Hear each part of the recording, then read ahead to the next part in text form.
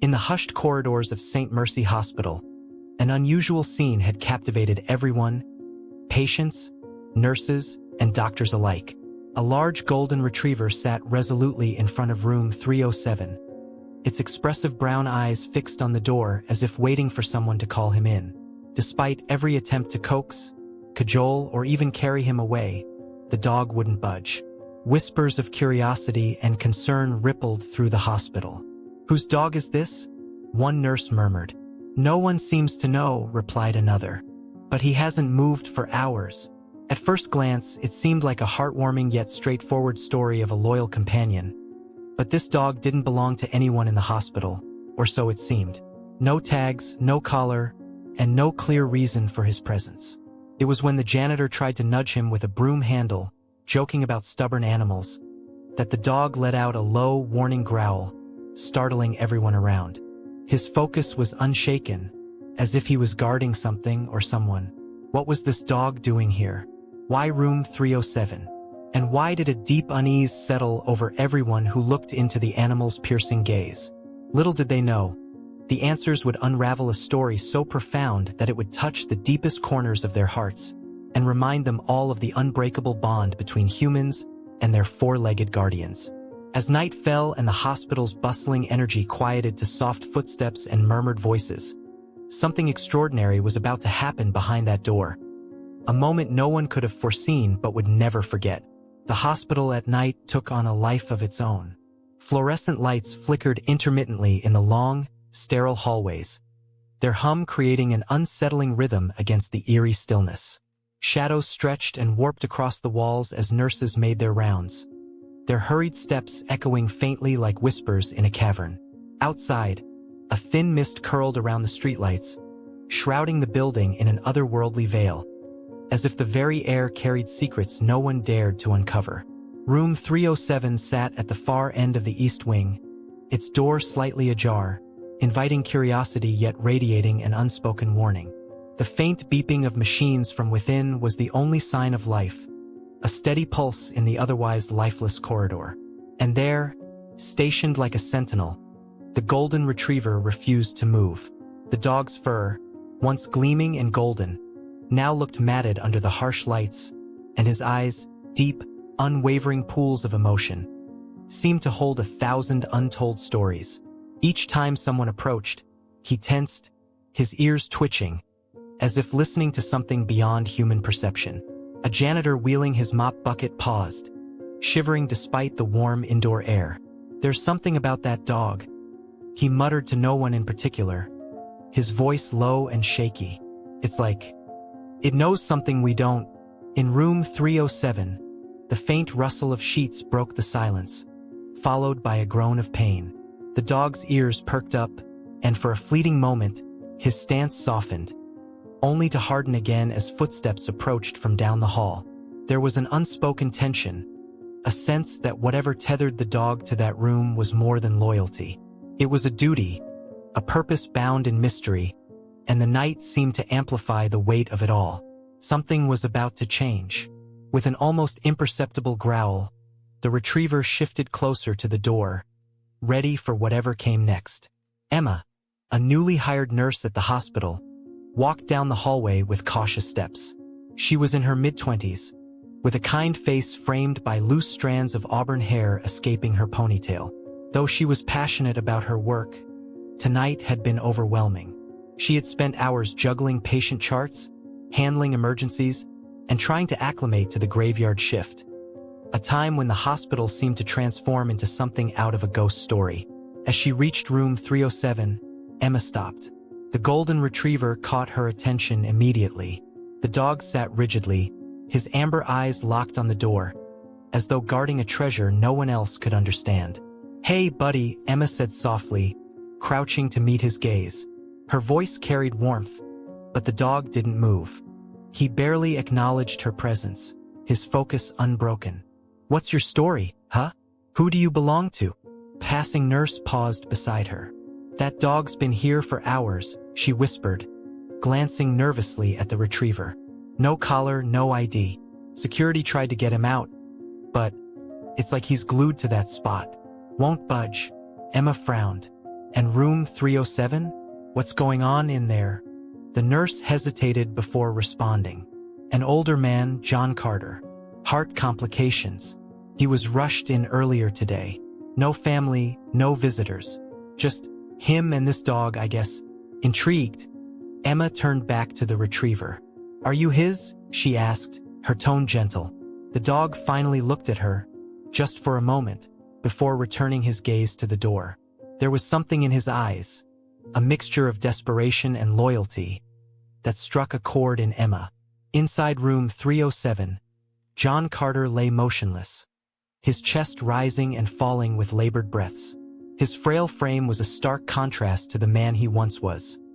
A carpenter who built homes with his bare hands, a widower who had loved deeply, and, as Emma would soon discover, a father who had lost more than anyone should.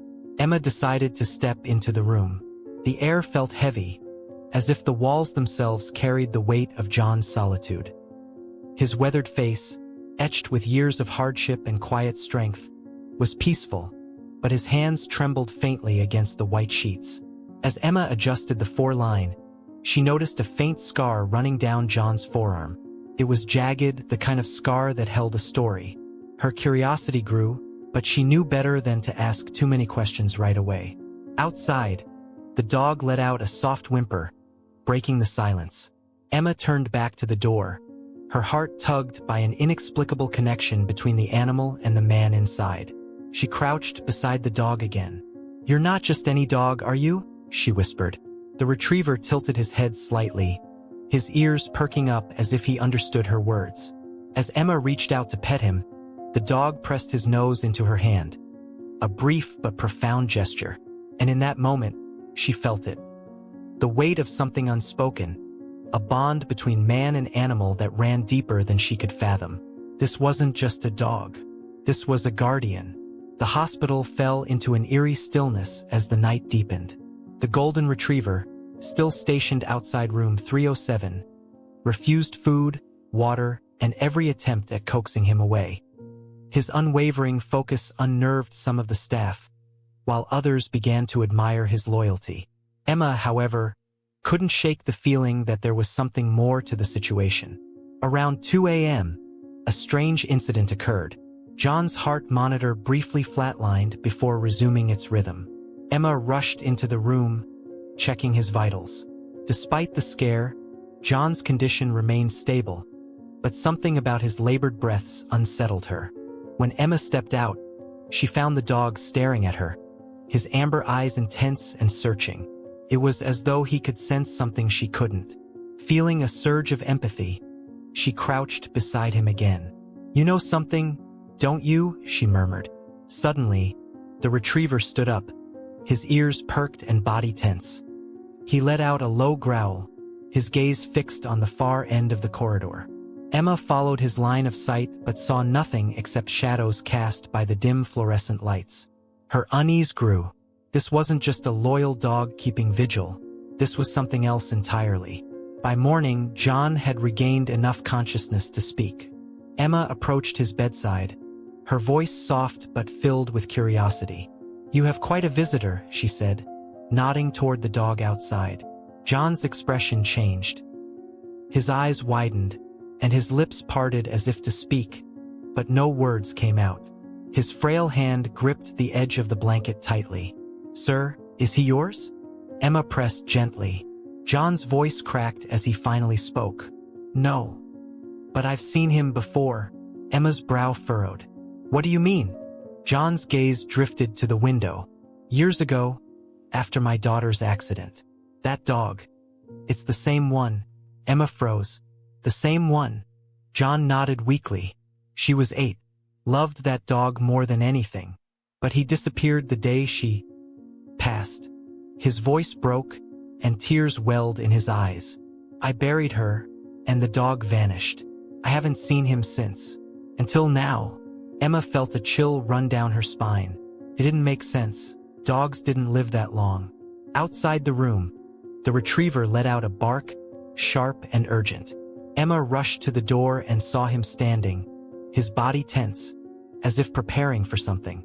Suddenly, the lights flickered, and the hospital's intercom crackled with static. A deep sense of foreboding filled the air. Emma felt her heart race as she glanced back at John. He was staring at her, his face pale. "He's here for me, isn't he?" Emma shook her head, unsure how to respond. "Who's here?" John didn't answer. Instead, he closed his eyes, his breath slowing as if surrendering to an invisible force. The retriever barked again, louder this time, his tail wagging slightly, as though encouraging John to let go. Emma stood frozen, caught between disbelief and awe as she realized what was happening. The golden retriever wasn't just a dog. He was a guide, a bridge between life and whatever lay beyond. As John's breathing softened, a peaceful expression spread across his face. His hand rested gently on his chest, his fingers twitching as though reaching for something unseen. The retriever walked into the room, unchallenged by Emma or the staff, and sat beside John's bed. In that moment, the room grew warmer, the tension dissipating as quickly as it had come. Emma watched in silence as the retriever placed his head on John's hand, a quiet reassurance that everything would be okay. John's last breath came as a sigh, his body relaxing entirely. The golden retriever lifted his head and let out a soft whine before turning to Emma. And then, just as quietly as he had appeared, the dog walked out of the room and vanished into the hallway, leaving behind a profound silence. The hospital remained unusually quiet as dawn approached. Emma couldn't shake the events of the previous night, replaying them in her mind over and over.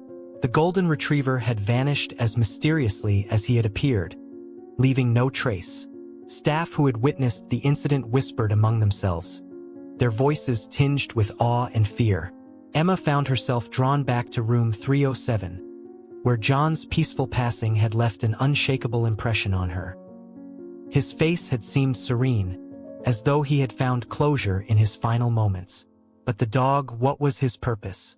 Was he truly a guide, as she had begun to suspect? Or was there another explanation entirely? Determined to find answers, Emma decided to do some digging. During her next break, she sat in the small hospital lounge, her laptop open to local news archives. She searched for any mention of a golden retriever tied to John's family. Hours of scrolling yielded nothing, and frustration began to creep in. But just as she was about to give up, a faded black and white photo caught her eye. The article was from nearly 2 decades ago. It detailed a tragic car accident that claimed the life of an 8-year-old girl. The accompanying image showed a smiling child hugging a golden retriever. Emma's breath hitched. It was the same dog. "That's impossible," she whispered, her fingers trembling as she scrolled further. The article mentioned that the dog, named Max, had run away after the accident and was never seen again. There were no other details about his fate. Yet there was no mistaking it. Max was the dog who had stood vigil outside room 307. Emma couldn't ignore the eerie weight of the connection. She stared at the screen, questions swirling in her mind. How could a dog that should have passed long ago appear in the hospital now? And why? Later that evening, as she made her rounds, Emma felt a strange unease settle over her. Shadows seemed darker, and the air carried an inexplicable heaviness. Passing by room 307, she froze in her tracks. The door was slightly ajar, though it had been locked earlier that day. Inside, the bed was neatly made, and all personal items had been cleared. But the faint sound of soft scratching echoed from within.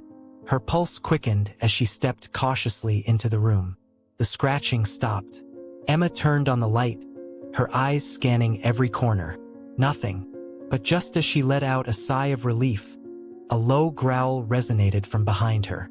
Whipping around, she saw the golden retriever standing in the doorway, his eyes locked onto hers. "Max?" she whispered, her voice shaking. The dog didn't move. His gaze was intense, almost pleading. Without thinking, Emma reached out her hand. But before she could take a step, Max turned and bolted down the hallway.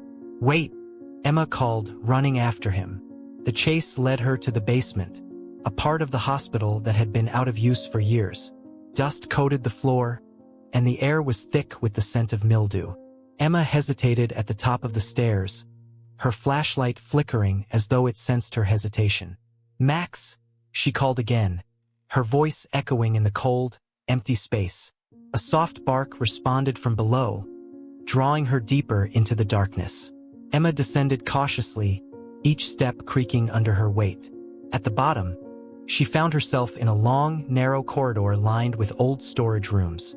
Max stood at the end of the hallway, his figure illuminated by her flashlight. He barked once, then scratched at a door to his left. Emma approached, her heart pounding. The air grew colder with every step, and the walls seemed to close in around her. She reached the door and hesitated, her hand hovering over the handle. "What is it, boy?" she asked, her voice barely above a whisper. Max whined, pawing at the door more urgently. Summoning her courage, Emma turned the handle and pushed the door open. Inside was a small, forgotten room filled with old medical equipment and boxes. But what caught her attention was a tattered leather journal lying on a dusty table. Beside it, a photo frame face down. Emma picked up the frame and turned it over. Her breath caught in her throat. It was a picture of John, younger and vibrant, holding his daughter in one arm and Max in the other. She turned to Max, who sat silently, his eyes soft and knowing. "What are you trying to tell me?" she murmured. Max barked once more before fading into the shadows, leaving Emma alone in the dimly lit room. She clutched the photo and journal tightly, a mixture of awe and fear surging through her. Emma stood frozen in the dimly lit basement room, clutching the journal and photo frame tightly. Her thoughts raced as she processed the implications of what Max had shown her. The golden retriever wasn't just a stray animal haunting the hospital. He was a guardian, a guide with a purpose tied deeply to John's life and loss. She flipped open the journal, its brittle pages crackling under her touch. The handwriting was unmistakably John's, steady yet full of emotion. The entries detailed his guilt and sorrow over the accident that had claimed his daughter's life. He had been the one driving that day, a momentary distraction leading to the devastating crash. "I failed her," one entry read. "I failed to protect my little angel, and I'll never forgive myself." As Emma continued reading, her chest tightened. John had poured his heart into the pages, revealing his struggles to move on. But then, as she neared the final entries, the tone shifted. "Max," the last entry began. "He disappeared after the accident. I always believed he blamed me too. Maybe he was right. But if I ever see him again, I hope he forgives me. I hope I can finally say goodbye." Emma's hands trembled. The pieces clicked into place. Max had returned to guide John in his final moments, to offer him the forgiveness he couldn't give himself. A sudden noise snapped her from her thoughts. A low, mournful howl echoing through the basement corridor. She stepped out of the room, her flashlight flickering as she followed the sound. "Max," she called softly, her voice trembling. The howl grew louder, leading her to another door at the end of the hall. Unlike the others, this door was slightly ajar, revealing a faint, warm glow. Emma pushed it open cautiously, her heart pounding. Inside, she found a small, ethereal space that seemed untouched by time. A soft light illuminated the room, and in the center sat Max, his golden fur shimmering. But he wasn't alone. A figure stood beside him, a young girl with bright eyes and a radiant smile. Emma's breath hitched. It was John's daughter. The girl knelt beside Max, her small hand resting gently on his head. She looked up at Emma, her expression full of warmth and understanding. "Thank you," the girl said, her voice clear and serene, "for helping him find peace." Tears streamed down Emma's face as she nodded, unable to speak. The girl stood and approached her, holding out a folded piece of paper. "For my daddy," she said softly. "He needed to know he was loved." Emma took the paper, her hands shaking. The girl smiled once more before stepping back to Max's side. Together, they began to fade, their forms dissolving into the warm light until the room was empty. Emma unfolded the paper, revealing a simple drawing of a family. John, his daughter, and Max, standing together under a bright sun. Beneath it, in a child's handwriting, were the words, "I love you, Daddy." Choking back sobs, Emma left the basement. her heart heavy yet full of a strange sense of closure. She knew what she had to do. The next day, Emma visited the hospital's administration and convinced them to hold a small memorial for John. She placed the journal, photo, and drawing on a table in room 307, inviting the staff to pay their respects. As the staff gathered, Emma shared John's story, the accident, his guilt, and Max's incredible return. By the end, there wasn't a dry eye in the room. That evening, Emma lingered in the room, feeling a profound sense of peace. The air seemed lighter, as though the weight of unresolved pain had finally lifted. She glanced at the window, where the last rays of the setting sun bathed the room in golden light. And then, just for a moment, she saw them, John, his daughter, and Max, standing together in the light, their faces serene. Emma smiled, whispering, "Rest easy." The vision faded, leaving her alone in the quiet room. But she knew they were at peace, their bond unbroken even by death. As she turned to leave, a single golden retriever hair lay on the chair where Max had once sat. Emma picked it up, tucking it into her pocket, a small reminder of a love that transcended time and space.